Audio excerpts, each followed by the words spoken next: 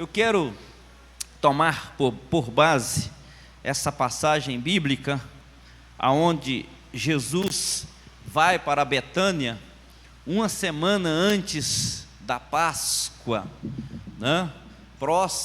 precedendo a sua morte na cruz, e ele passa nesta casa para uma ceia, e lá nesta casa havia algumas pessoas. Nós vamos olhar para essa cena nessa noite como se estivéssemos olhando para a igreja de Jesus, para nós como igreja do Senhor Jesus. Nesta casa, segundo Mateus escreveu, esse texto também está registrado em Mateus capítulo 26, a partir do versículo 6 ao 13. Mateus registra que nessa casa também estava Simão, o ex-leproso, Lázaro, Marta, Maria e Jesus. Então nós vamos olhar para essa cena como se fosse um retrato da igreja atual, de nós hoje, da igreja do Senhor Jesus hoje. A igreja é o lugar, paredes, chamado casa de oração, casa de petição, casa de adoração ao Senhor. Igreja invisível somos nós, no mundo inteiro, a universal, a igreja, aquela que Jesus Cristo salvou com sua morte. A igreja invisível somos nós, o cabeça dessa igreja, que é um corpo, é Cristo. A igreja militante, a igreja que está trabalhando, e a igreja que triunfou são os nossos irmãos em Cristo, que já partiram para a eternidade e estão juntos de Deus. Vamos olhar para então a igreja militante, a igreja que está aqui. Primeiro, irmãos, a igreja é o lugar dos que morrem e ressuscitam. Quando nós descemos as águas do batismo, em uma linguagem simbólica, nós estamos morrendo para o mundo e vivendo para Deus. Morreu o homem velho, ressuscitou um novo homem. Agora, se alguém está em Cristo, é uma nova criatura. As coisas velhas ficaram para trás, tudo se fez novo. Jesus disse isso para Nicodemos, que para entrar no reino dos céus era necessário nascer de novo. Então, primeiro, escute, igreja é o lugar dos que morrem e ressuscitam, dos que morreram. Quem estava nesta cena?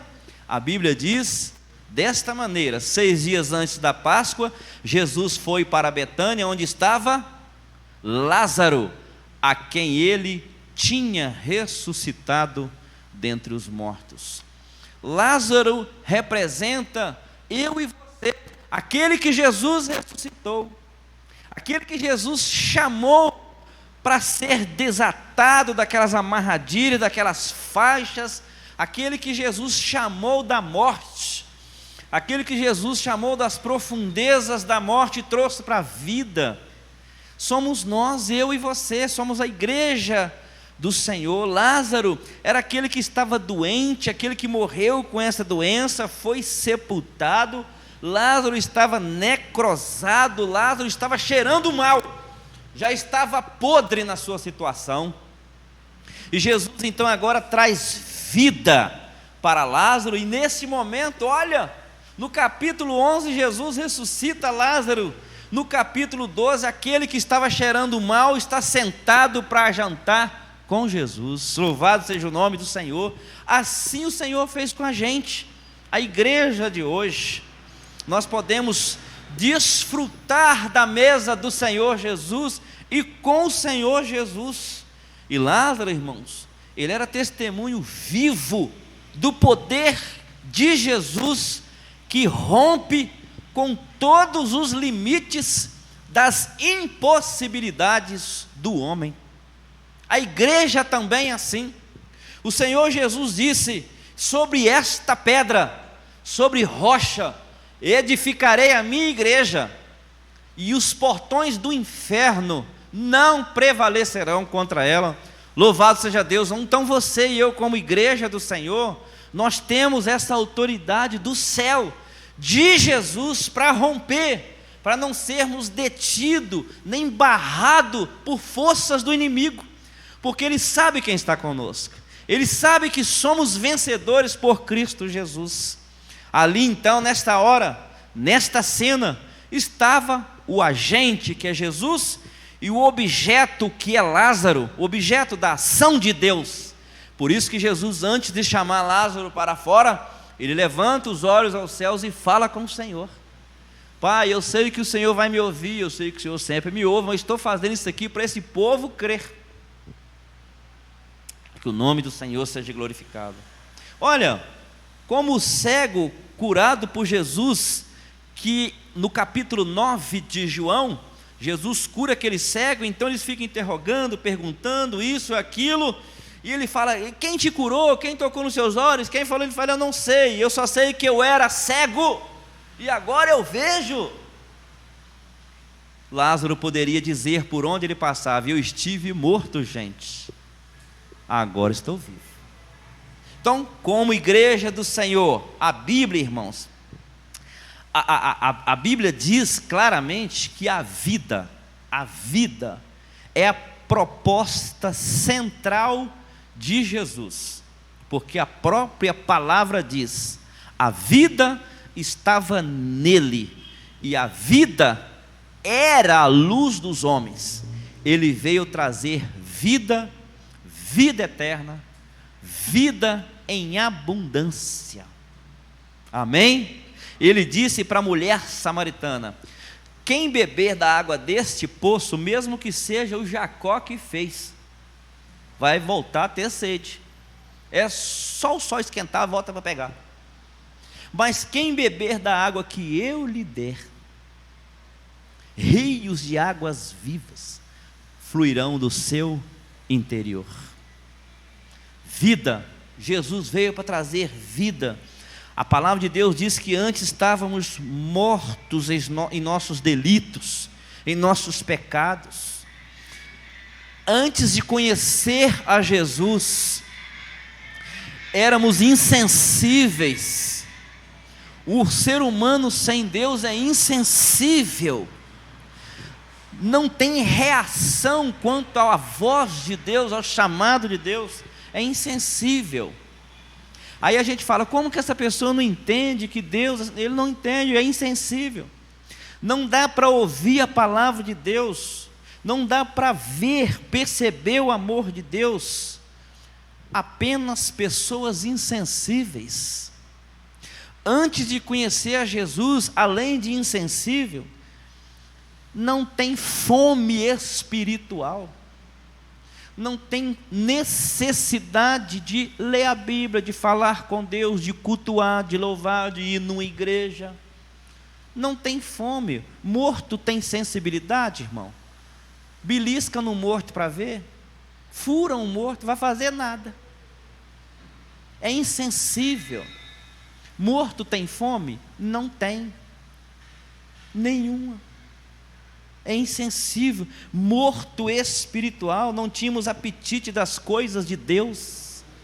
A pessoa que está longe de Deus, irmãos, ele indo numa igreja e não indo para ele é melhor. Ficar em casa é melhor. Ir para um lugar onde não tem Deus é melhor. Está morto. A Paulo fala que estávamos mortos dos nossos pecados. Você lembra do pai da parábola do filho pródigo? Este meu filho estava morto. Esse meu filho estava perdido, estava morto, e foi achado, reviveu.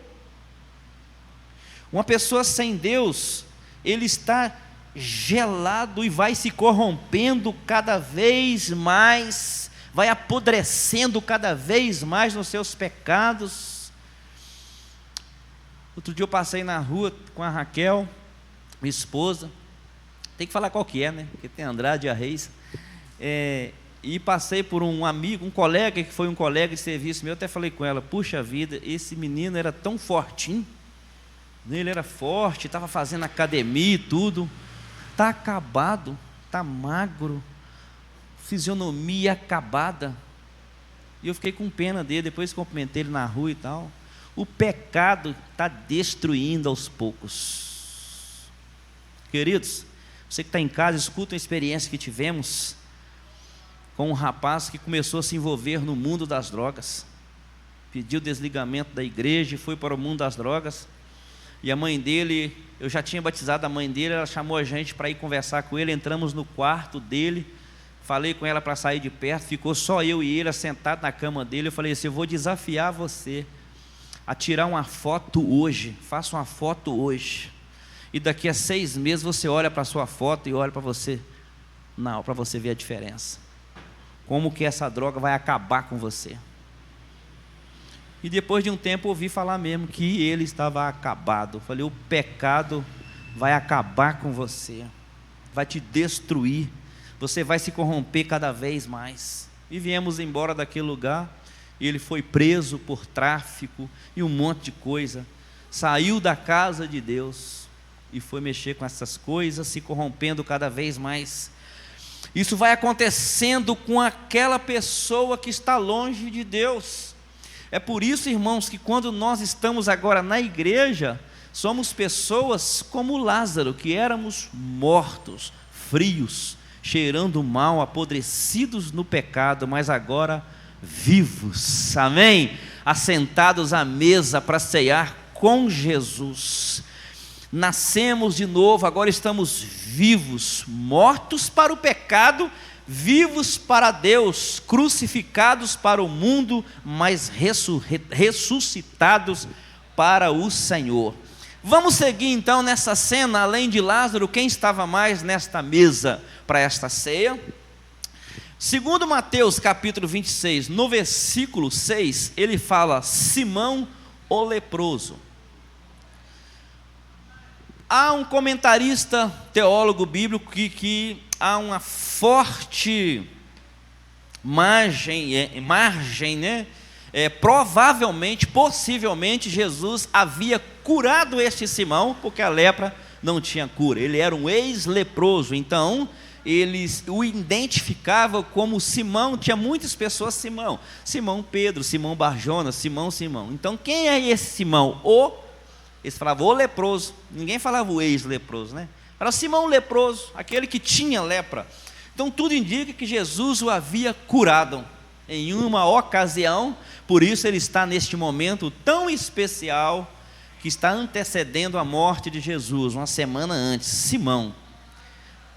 Então igreja é lugar dos que são curados, restaurados, purificados.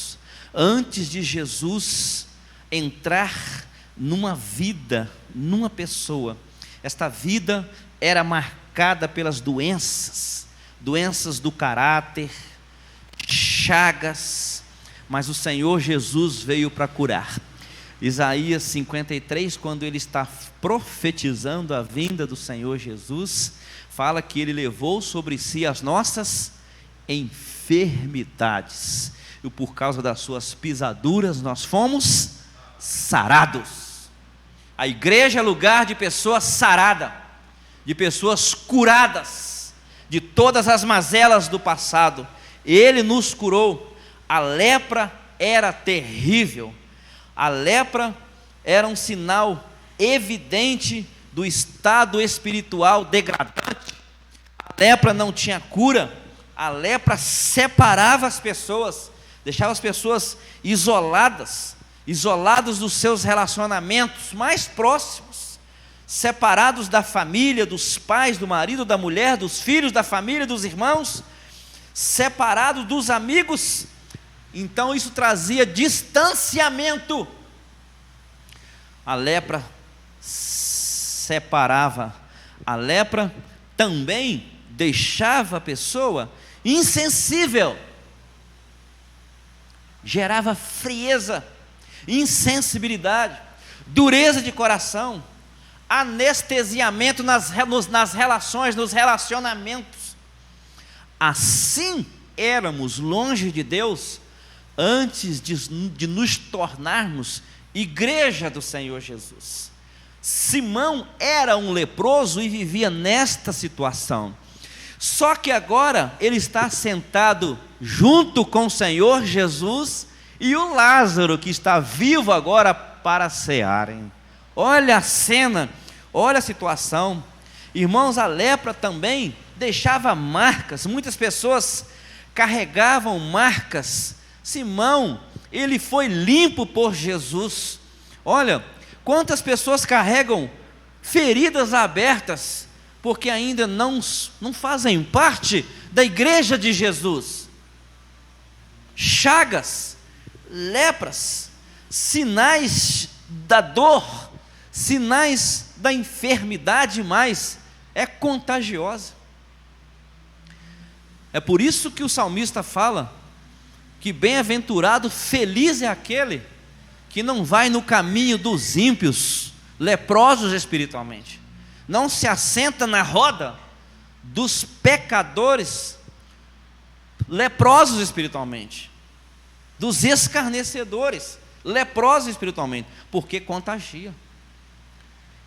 O salmista está dizendo claramente que pecado não é coisa para brincar, não é coisa para brincar.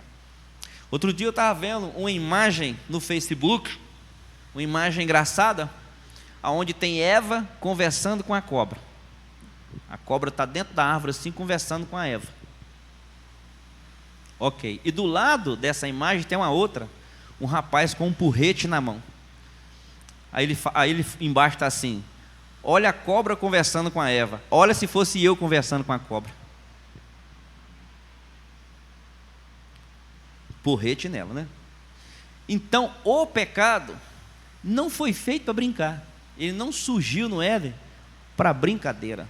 É por isso que o salmista fala: não anda no caminho e nem assenta nessa roda, porque isso é contagioso, isso pega. É por isso que Tiago fala para fugir da aparência do mal. Quantos já foram corrompidos? Quantos já foram contaminados? Aí Jesus vem, cura, restaura, coloca de pé, limpa e nos torna igreja dele, dignos de assentar na sua mesa para comer com ele. Amém? Vamos para o terceiro retrato nessa cena. Quem mais estava ali naquela mesa, irmãos? Quem mais estava nessa cena que nós lemos? Lázaro, Simão. O texto fala no versículo 4 dessa maneira: mas quando Maria quebrou o vaso e entornou o óleo, quem deu o grito? O Judas estava nessa cena. Ele estava ali, e quando ele viu aquilo, ele falou assim: para que esse desperdício? Ela poderia vender esse óleo por 300 dias de serviço. Olha, quase um ano de serviço. Dar o dinheiro para os pobres seria melhor. Mas antes de dar o dinheiro para os pobres, tinha que colocar nas mãos dele. Na verdade, ele estava dizendo: ela poderia vender esse óleo e me entregar o dinheiro que eu ia distribuir para os pobres, né? Mas não, o texto diz claramente que ele era ladrão, ele pegava. E como é triste, irmão, saber que na igreja também existe pecadores não transformados, não convertidos. Muitos serão os chamados, mas poucos escolhidos. Naquele dia, muitos dirão: Senhor, em teu nome nós pregamos, em teu nome nós expulsamos demônio, em teu nome nós cantamos, profetizamos, fizemos tudo. E ele vai dizer: apartai-vos de mim, eu nunca vos conheci. Na verdade, Jesus, essa palavra no original, nunca vos conheci, não é assim. Ele nos conhece antes de nascer. Ele está dizendo: apartai-vos de mim. Vocês nunca tiveram o desejo de serem conhecidos por mim, de ter intimidade comigo, ou de deixar eu ser o Senhor de vocês, de viver em vocês. então eu não conheço vocês. Vocês são estranhos, apartai-vos de mim, amaldiçoados para o fogo eterno, preparado para o diabo e os anjos dele.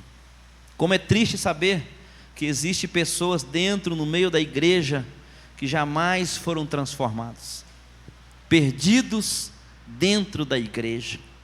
Judas talvez tivesse ali, irmãos, um melhor currículo religioso, foi conclamado por Jesus, era chegado, discípulo de Jesus, né? Ele era o tesoureiro da equipe de Jesus, mas não era convertido. Andou com Jesus, ele viu Jesus fazendo os sinais, ele viu Jesus fazendo todos os sinais, ressuscitando, multiplicando, curando. Ele ouviu todos os ensinamentos do Mestre durante 3 anos. 3 anos andando com Jesus, lado a lado, comendo com o Senhor. Mas nunca houve transformação no coração dele. E Judas então caiu no seu ponto forte. Ele deveria ser talentoso no trato com o dinheiro, ele sabia lidar com essa situação. Então, foi colocado nas mãos dele essa ocupação, e Jesus, mesmo conhecendo o coração de Judas, conferiu para ele, deu para ele esse privilégio de ser o tesoureiro da equipe, talvez para chegar ao seu coração, porque ele disse que o coração de Judas estava tomado por Satanás. Ele disse: o inimigo já entrou no seu coração. Existem, irmãos, as leis da tentação. E Judas, ele tinha o dom de administrar o dinheiro, e chegou a querer tanto, que ele se converteu primeiro em ladrão, e depois em traidor, por causa do dinheiro. A tentação chegou primeiro no seu dom natural. Por quantas moedas ele traiu Jesus, irmãos? Criticando a Maria, falando do valor, podia vender isso por 300 denários e tal. Vendeu Jesus por 30. Entregou o mestre por 30. Olha a visão distorcida das coisas, né? Ele questionava a oferta de Maria, né? Ele achava um desperdício jogar aquilo sobre Jesus, aquele óleo. Daqui a pouco Jesus sai, toma um banho, acabou o cheiro, sumiu, e aí? Acabou. Então Judas, ele é um cara avarento, ele é amargo. A visão de Judas estava afetada pela amargura, pela avareza. O coração dele estava dominado pelo maligno. E o ponto de vista de uma pessoa, escuta aqui, eu estava lendo um artigo e vi essa frase que fiz questão de compartilhar com os irmãos. O ponto de vista de uma pessoa está afetada pelo que ela tem no seu coração. O que está no coração afeta o ponto de vista dessa pessoa. Então é uma justificativa aparentemente razoável. Mas ele é sincero, ele estava sendo sincero. Por que não se deu esse valor aos pobres? Na verdade, ele estava dizendo, não podia entornar, podia fazer outra coisa, mas entornar aí não. Judas, a Bíblia o chama de ladrão. Ele disse isso não porque se preocupava com os pobres, mas porque era ladrão. Está no versículo 6 de João 12. João, que escreveu isso aqui, era o discípulo amado, encostava o rosto no peito de Jesus, e ele disse: Judas era ladrão, avarento. Ele queria o dinheiro não para os pobres, mas para ele mesmo.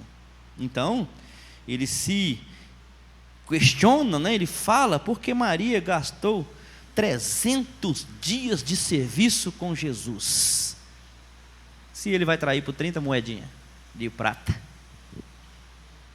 Então, irmãos, esse tem sido um peso no coração de muitos cristãos convertidos. A igreja de Jesus Cristo, né? A comunidade, a igreja do Senhor, deve ser lugar de povo não apenas chamado religioso, mas um povo salvo, lavado, remido no sangue do Cordeiro. Amém? Essa é a igreja do Senhor Jesus. Este povo que ele virá buscar, remido, lavado no sangue do Cordeiro. Não um povo religioso, não um povo que tem saudades do Egito, né?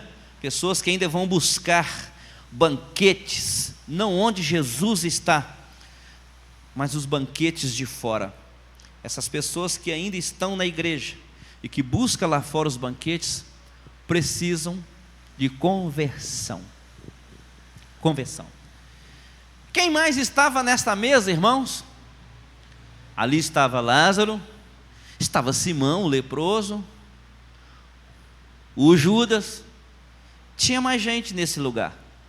Versículo 2: prepararam-lhe ali uma ceia, Marta servia. Se ali estava representada a igreja que Jesus ressuscitou, que é Lázaro, a igreja que Jesus curou de todos os seus pecados, que é Simão, também tinha Judas, os religiosos, sendo do meio da igreja, mas também tinha Marta, aquela que tinha prazer em servir. Foi até chamada a atenção de Jesus por causa disso. Você está fadigada demais, calma um pouco. Não, eu estou servindo, né? Nem bem Jesus já tinha acabado de comer o pão que já tinha assado, já estava fervendo um leite para tomar, já estava fazendo um suco de tâmaras, ou trazendo um queijo de leite de cabra. Ela não parava de servir, ela queria servir. A igreja é lugar de pessoas prontas para servir e não para ser servido, né? Tinha um pastor que ele falava que as pessoas que estão na igreja querendo ser servido são chamados de ovelhas obesas, que só come, só quer ser servido e não serve. Marta amava Jesus, Jesus amava essa família, né? Então Marta sempre procura mostrar o seu amor através do trabalho, através do serviço, né? É assim que ela quer demonstrar que ama Jesus. Se Maria derrama o seu óleo demonstrando adoração e amor, Marta serve. Serviço, tá? A igreja é o lugar daqueles que servem a Jesus e que servem uns aos outros, lugar daqueles que são capazes de lavar os pés uns dos outros, socorrer o outro, aliviar o outro. A igreja, irmãos, só é digna do seu Senhor quando imita a vida do seu Senhor. É por isso que Jesus pega a toalha, a bacia de água e vai lavar os pés dos discípulos. E ele vai dizer: eu não vim para ser servido, eu vim para servir e dar vida. Tenham esse exemplo. Ele disse para os discípulos: por que vocês têm essa discussão de qual de vocês é o maior? Não existe isso. Qualquer um de vocês, se quiser ser maior, começa a servir os outros. Aí sim. A igreja é o lugar onde os irmãos ajudam a levar as cargas uns dos outros. Não é assim que falam: irmãos, ore por mim, está pesado, está difícil, ore por mim. Irmão, liga para o irmão, vamos orar pela família no altar. O irmão está doente, liga, manda uma mensagem. O irmão está de luto, como a irmã Rosane deu a notícia hoje. Ô irmã, a igreja está, vamos orar pela família, né? Isso é levar as cargas uns dos outros, se preocupar com o outro, porque somos uma família. A igreja é uma família que serve uns aos outros, aonde os feridos devem ser socorridos por aqueles que não estão, por aqueles que são curados. A igreja é o lugar onde os rejeitados são acolhidos, né? Alimentados, onde existe a essência da misericórdia, porque o o cabeça é Cristo. Amém? Então, igreja, como Marta, estão aqueles que servem, aqueles que querem servir, que têm amor no serviço. E para a gente ir para o encerramento desse retrato da igreja, no versículo 3, a igreja é o lugar dos que consagram o melhor que tem a Jesus. Diz o versículo 3: então Maria, pegando um frasco de perfume de nardo puro, muito precioso, ungiu os pés de Jesus e os enxugou com seus cabelos, e toda a casa se encheu com o cheiro daquele perfume. O cheiro era muito bom e muito forte. Então nós vemos aqui, irmãos, 4 fatores muito importantes no amor de Maria por Jesus. Nós vemos aqui o tamanho, né, do amor de Maria por Jesus. Esse perfume, ele era um perfume importado, não era dessa região. Segundo historiadores, esse perfume vinha das cordilheiras do Himalaia. Ele vinha em lombo de camelos. Esse perfume, ele era puro, não tinha mistura, puro. Ele não era do Paraguai, não era falsificado, ele era puro. Então, ela oferece a Jesus o melhor, o puro, o autêntico, o tudo. Esse perfume, ele custava 300 dias de serviço. Era um frasco pequeno, lacrado, não tinha tampa, tinha que quebrar, como se fosse um ovo. Quebrava para usar. Quebrou, derramou. Tudo. 300 denários, irmãos. Imagine você 300 dias de serviço hoje. Ela quebrou. Esse perfume era o melhor que ela tinha. Então ela fez o que pôde. Sabe o que Maria colocou no seu coração naquele momento? Ela vê ali o Senhor Jesus assentado. Ela vê ali o Simão que Jesus curou. Ela vê o seu irmão que Jesus ressuscitou dias atrás. Ela vê a sua irmã servindo. Ela fala: eu vou fazer alguma coisa. O que eu vou fazer para agradecer, para demonstrar o meu amor por ele? E foi lá e buscou. E chegou e quebrou. Ela deu tudo o que possuía para Jesus. Ela não reteve nada, sem reserva. Quebrou o vaso, a casa toda encheu com perfume. Olha, irmãos, isso nos ensina que a nossa casa deve ser perfumada pela nossa devoção a Jesus. A segunda coisa, nós vemos a humildade no amor de Maria. Ela unge os pés de Jesus, porque é aos pés de Jesus que ela está. É sempre aos pés de Jesus que ela estava. Jesus chegava, ela ia aos pés de Jesus. Ela estava aos pés de Jesus sempre com objetivo, ou alguns objetivos, que era aprender com Jesus. Outra hora ela estava aos pés de Jesus para chorar aos pés de Jesus. Outra hora ela estava aos pés de Jesus para agradecer. Mas você sempre vai ver Maria aos pés de Jesus. Um teólogo disse certa vez assim, que o lugar mais alto que o cristão pode estar é nos pés da cruz de Cristo. Nos pés da cruz de Cristo. E nós vemos a coragem no amor de Maria, quando ela enxuga os pés do Senhor com os seus cabelos. Por que coragem, irmão? Porque nesta hora Maria rompe com a sua própria reputação. Naquela época não era normal, né? Uma mulher cristã chamava a mulher direita a soltar os cabelos em público. Não podia. Então ela faz isso. Porque Maria está representando a igreja, que é o lugar daqueles que não se importam com o que os outros vão falar se você está adorando ao Senhor, que não se importa com o que os outros vão falar e com o que os outros vão pensar, se você está demonstrando amor por Deus nessa atitude, se o que você está falando está agradando a Deus, ela ensina isso para a gente. Então, este ato, Jesus disse em Mateus 26, versículo 13, ele fala: este ato vai ser proclamado no mundo inteiro. Isso que Maria fez, o mundo inteiro vai saber.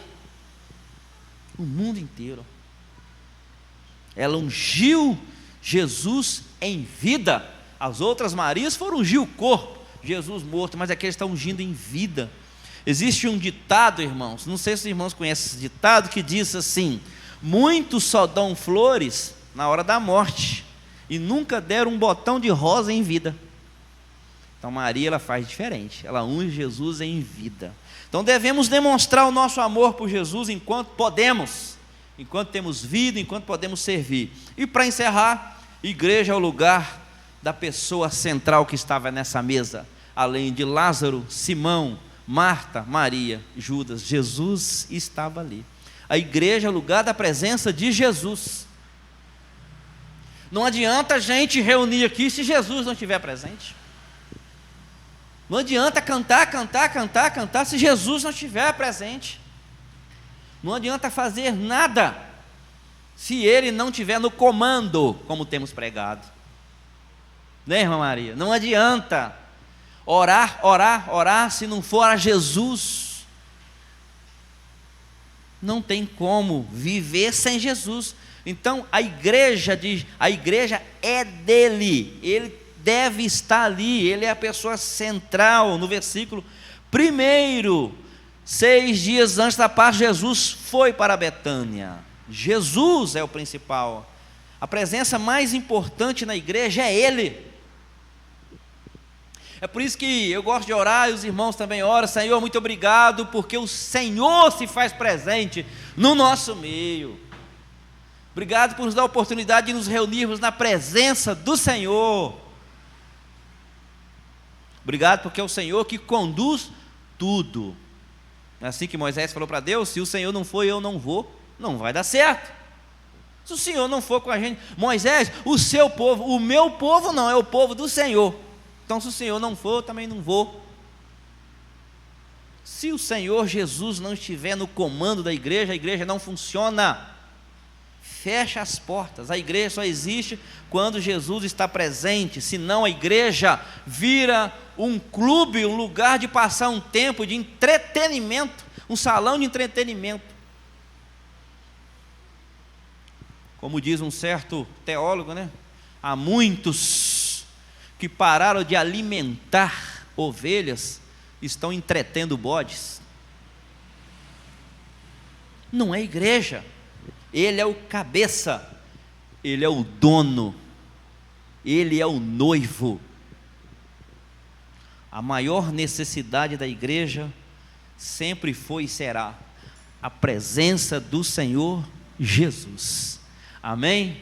Vamos fechar os nossos olhos e falar com o Senhor, terminando essa parte. Igreja, lugar da família de Deus, lugar de comunhão com Deus e com os irmãos, lugar de vida, onde Deus há de ordenar a sua vida, a vida e a sua bênção para sempre, como diz o Salmo. Senhor, muito obrigado por esta noite na Tua presença. Obrigado ao Senhor pela oportunidade de compartilhar a palavra do Senhor. Nós Te louvamos porque o Senhor nos ressuscitou, nos vivificou, o Senhor nos curou para servi-lo, o Senhor nos curou, nos resgatou para adorar-Te, ó Deus, com tudo que temos e que somos. Por isso precisamos, ó Deus, de que o Senhor esteja na direção das nossas vidas, na direção da Igreja Batista Filadélfia, que o Senhor Jesus esteja conduzindo tudo para a glória do Senhor mesmo. Nós Te louvamos, ó Deus, pela vida de cada irmão aqui nesta noite, cada família aqui representada no nome de Jesus. Amém. Amém? Irmãos, vamos fazer